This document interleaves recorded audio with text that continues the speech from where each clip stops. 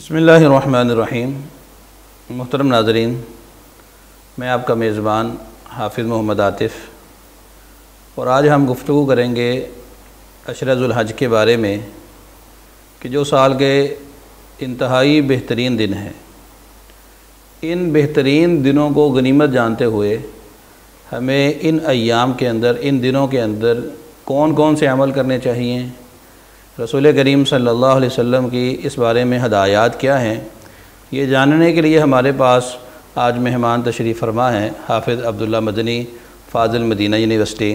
ہم ان سے پوچھیں گے، سب سے پہلے تو آپ کو اس پروگرام کے اندر خوش آمدید۔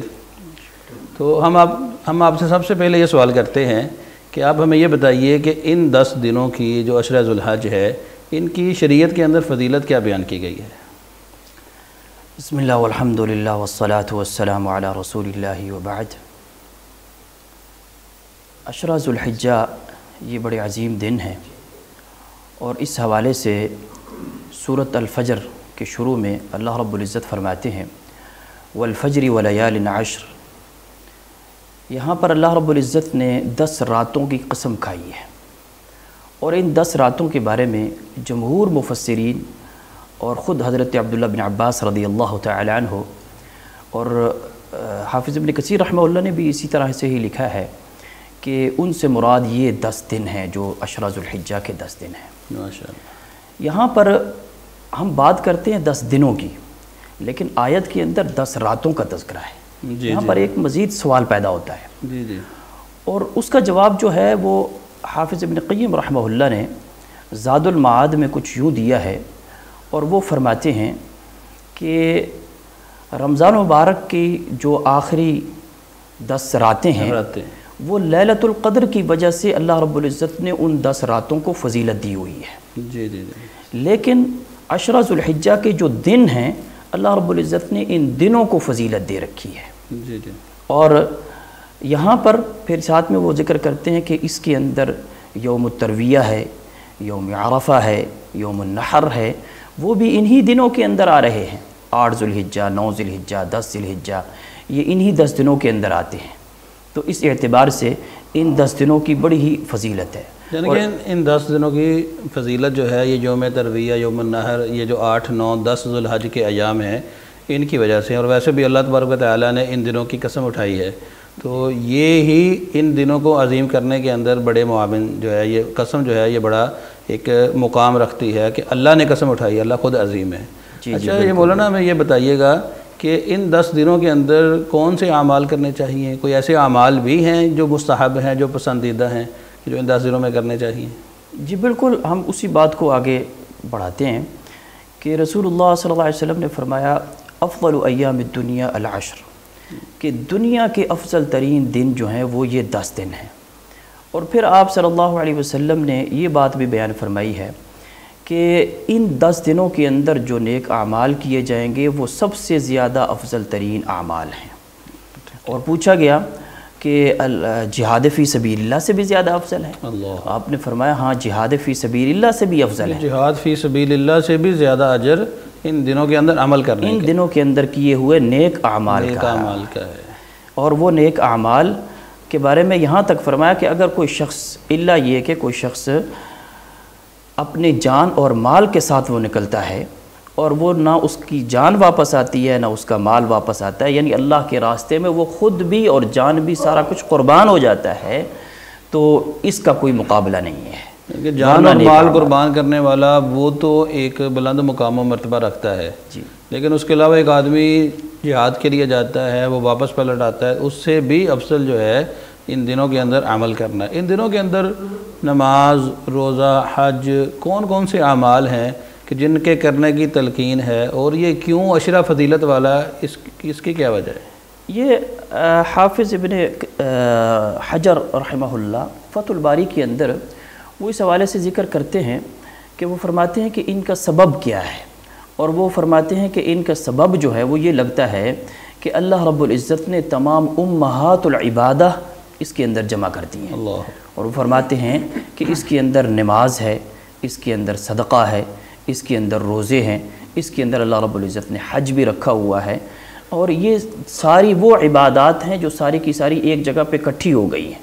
یعنی ان دنوں کے اندر آپ نماز کی ایک فضیلت ہے، ان دنوں کے صدقات کی ایک فضیلت ہے، ان دنوں کے اندر اللہ رب العزت نے حج بھی رکھا ہوا ہے. اور ایک روایت کے اندر تو رسول اللہ صلی اللہ علیہ وسلم نے فرمایا کہ یہ دن بڑے افضل ہیں، اور ان دنوں کے اندر فَأَكْثِرُوا فِيهِنَّ التَّهْلِيلَ وَالتَّحْمِيدَ وَالتَّكْبِيرَ، کہ ان دنوں کے اندر لا الہ الا اللہ کثرت سے پڑھا کرو، ان دنوں کے اندر اللہ اکبر کی کثرت کیا کرو، ان دنوں کے اندر الحمدللہ کی کثرت کیا کرو. تو یہ وہ اعمال ہیں جو ان دنوں کے اندر کثرت کے ساتھ انسان کو کرتے رہنا چاہیے، اور اس کی فضیلت ہے. یعنی کہ ان دنوں کے اندر تسبیحات سبحان اللہ الحمدللہ اللہ اکبر لا الہ الا اللہ ان کو کثرت کے ساتھ پڑھنا چاہیے. اچھا جی مولانا میں یہ فرمائیے کہ ان دنوں کے اندر 9 دن کے روزے رکھنے چاہیے یا صرف 9 ذو الحج کا روزہ رکھنا چاہیے؟ اس بارے میں شریعت سے رہنمائی فرمائیں. اس حوالے سے در حقیقت جو رسول اللہ صلی اللہ علیہ وسلم سے ہمیں فرمان ملتا ہے عرفہ کے دن کے حوالے سے، کہ عرفہ کے دن کا ایک دن کا روزہ رسول اللہ صلی اللہ علیہ وسلم نے فرمایا احتسب علی اللہ ان یکفر السنۃ التی قبلہ والسنۃ التی بعدہ، ماشاءاللہ کہ میں اللہ رب العزت سے یہ امید رکھتا ہوں کہ اللہ رب العزت 1 سال پہلے کے گناہ اور 1 سال بعد کے گناہ اللہ رب العزت معاف فرما دے. 2 سال کے گناہ اللہ تعالیٰ اس یوم عرفہ کے روزے سے معاف فرما دے. ایک دن کے روزے سے اللہ رب العزت. در حقیقت یہ ایک موسم ہے جس میں اللہ رب العزت اپنے بندوں کو معاف کرنا چاہتے ہیں. یہ اللہ کی رحمت اور برکت کے نزول کے ایام ہیں کہ ان دنوں کے اندر اللہ رب العزت کی رحمت و برکت کا نزول ہو رہا ہے. تو اسی حوالے سے جو آپ نے سوال کیا ہے وہ یہ کہ اگر ہم 10 جو دن ہیں یا 9 دن جو بنتے ہیں، یہ سارے 9 دنوں کے بھی اگر روزے رکھتے چلے جائیں جیسے کہ یہ دن افضل ہیں، تو ان دنوں میں یہ نیک اعمال اگر ہم کر لیتے ہیں تو بہتر ہے. البتہ یہ ہے کہ عرفہ کے دن کا روزہ اس کے بارے میں رسول اللہ صلی اللہ علیہ وسلم کا واضح فرمان، یعنی کہ وہ یوم عرفہ کے روزے کے حوالے سے کہ اس کے 2 سال کے گناہ معاف ہو جاتے ہیں. اس کے علاوہ اگر 9 رکھنا چاہے تو منع نہیں ہے، رکھے جا سکتے ہیں. اچھا ان 10 دنوں کے اندر رسول اللہ صلی اللہ علیہ وسلم کی حدیث ہے جو قربانی کرنا چاہتا ہے ان دنوں کے اندر اپنے بالوں کو ناخنوں کو نہ کاٹے. تو کیا یہ پابندی صرف گھر کے سربراہ پہ ہے یا تمام گھرانے والے اس پابندی کے تحت جو ہے وہ اپنے بالوں کو ناخنوں کو نہیں کٹوائیں گے؟ اس حوالے سے یہ ہر شخص کو کرنا چاہیے، کیونکہ ایک حدیث کے اندر آتا ہے کہ ایک شخص آیا رسول اللہ صلی اللہ علیہ وسلم کے پاس اور اس نے آ کر کے کہا کہ میں قربانی کرنا چاہتا ہوں لیکن میرے پاس جو جانور ہے وہ دودھ والا جانور ہے. آپ صلی اللہ علیہ وسلم نے اسے منع کر دیا کہ آپ اسے ذبح کریں، لیکن آپ نے فرمایا ایک کام کرو، اور وہ کام آپ نے یہ بتایا کہ اپنے ناخنوں کو جو ہے وہ کاٹ لو ابھی سے ہی، اور جب ذوالحجہ کا چاند نظر آ جائے اس کے بعد اپنے ناخنوں اور بالوں کو نہ کاٹو، اور پھر 10 ذوالحجہ کو قربانی والے دن کاٹو. اللہ رب العزت تمہیں اپنی رحمت سے اس کا اجر عطا فرما دے. ماشاءاللہ. یعنی کہ جو قربانی کی طاقت نہیں رکھتا وہ بھی ناخنوں اور بالوں کو نہ کٹوائے، اور 10 ذوالحج کو اگر وہ اپنے ناخنوں اور بالوں کو کاٹ لے گا تو اس کو قربانی کا ثواب ملے گا. سبحان اللہ. کتنی پیاری شریعت ہے اور کتنا آسانی والا حکم اللہ نے ہم کو دیا ہے. اچھا اب یہ فرمائیے گا کہ اس عشرے کے اندر تکبیرات پڑھتے ہیں، صحابہ کرام سے اہتمام ملتا ہے کہ اونچی آواز کے اندر تکبیرات پڑھتے تھے، تو مساجد کے اندر بھی تکبیرات کا اہتمام کیا جاتا ہے. تو یہ 9 ذوالحج سے یا کہاں سے تکبیرات شروع کریں جو نماز کے بعد پڑھی جاتی ہیں؟ یہ میرے بھائی تکبیرات جو ہیں ان کو 2 طرح سے علماء کرام نے تقسیم کیا ہے. ہم کہتے ہیں ایک تکبیر مطلق اور ایک کو ہم کہتے ہیں تکبیر مقید. تکبیر مطلق یہ ہے کہ مطلق طور پر عام کسی وقت بھی آپ تکبیرات پڑھیں، ذکر و اذکار کریں، اس میں کوئی حرج نہیں ہے، فضیلت ہے. تو لہٰذا یہ عام تکبیرات جو ہیں وہ ذوالحجہ کے ابتدا سے ہی آپ شروع کر سکتے ہیں، چاند دیکھنے سے ہی شروع کر سکتے ہیں.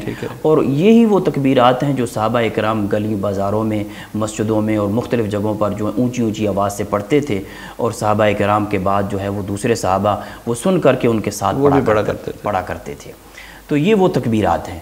البتہ جو خاص تکبیر کا ایک سلسلہ ہے جو نمازوں کے بعد ہم جس کو کہتے ہیں وہ عرفہ یعنی 9 ذوالحجہ کو فجر کی نماز کے بعد سے ایام تشریق کے آخری دن کے سورج غروب ہونے تک یہ نمازوں کے بعد جو ہے ان کی تکبیرات کا اہتمام کیا جائے. اور یہ تکبیرات جو ہے اللہ اکبر لا الہ الا اللہ واللہ اکبر وللہ الحمد. جی ماشاءاللہ، یہ تکبیرات آپ نے بتلا دیں یہ کون سی پڑھنی چاہیے، یہ افضل ہیں تکبیرات پڑھنی.